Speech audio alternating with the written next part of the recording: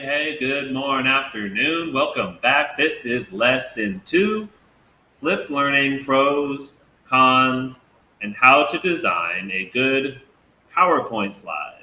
So, flipped learning definitely has its pros, its benefits. For one, flipped learning allows the students to pause the video. While in a traditional classroom, the lecturer has to speak at an even pace and, quote, teach to the middle, a flipped lecture allows students to pause and rewind their teacher. Also, a flipped lecture allows the teacher to give a lot more one-on-one instruction to students to answer students' specific questions or concerns on an individual basis while they do some kind of student-centered activity.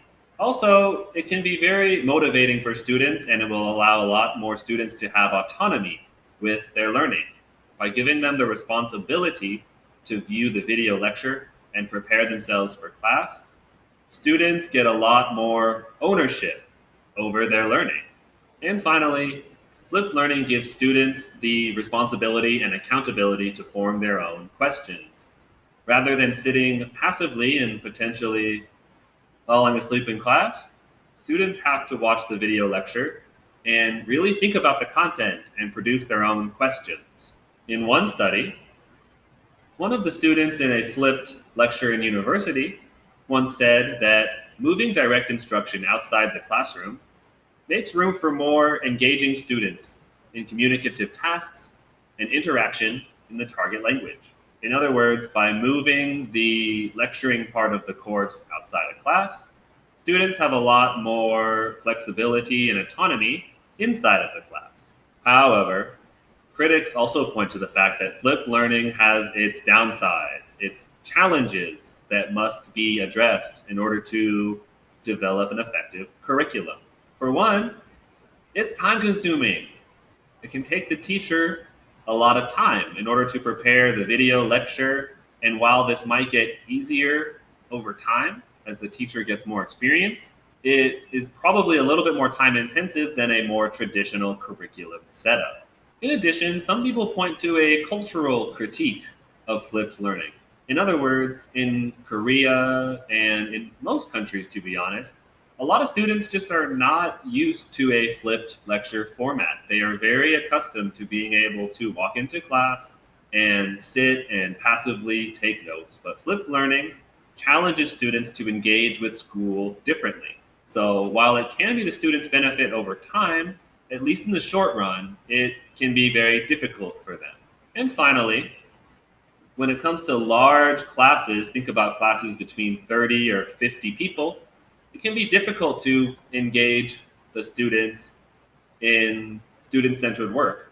So flipped learning can be difficult to implement in class because one teacher can have a difficulty monitoring 30 to 50 students. Finally, let's briefly go over how to design a simple and effective PowerPoint slide when it comes to making a flipped video lecture. This is an example from a video lecture activity that I did with Korean teachers. There's a couple of things to note here. For one, look at the text. The text is relatively large, and it's not too many. On this side over here, I do have a screenshot from a website, but I try to keep most of the text to a minimum. Also, as you can see over here, it really helps to use some kind of visual aid when you make your flipped video lecture. Images, GIFs, or other kinds of media are very helpful to communicating your message. And finally, look down here. Why is there so much empty space on this PowerPoint slide? Ding! When you leave an empty square or rectangle on your PowerPoint slide, it can allow you to insert a webcam of yourself talking. I find that flipped lecture videos are a lot more engaging to the students when they can actually see their teacher speaking to them and they can see their face, rather than what some people opt to do, which is to use perhaps a voice over a PPT, a kind of ghost. Instead, it can be very engaging and a little bit more interesting for students to see their teacher, their face, their hand motions, their facial expressions. You can make it a lot more fun. So that's all we have time for today. What other pros and cons can you think of for flipped learning? What questions do you have about how to design an effective PowerPoint presentation for your flipped lessons? Let me know, and I look forward to seeing you in class next time. Until then, cheers!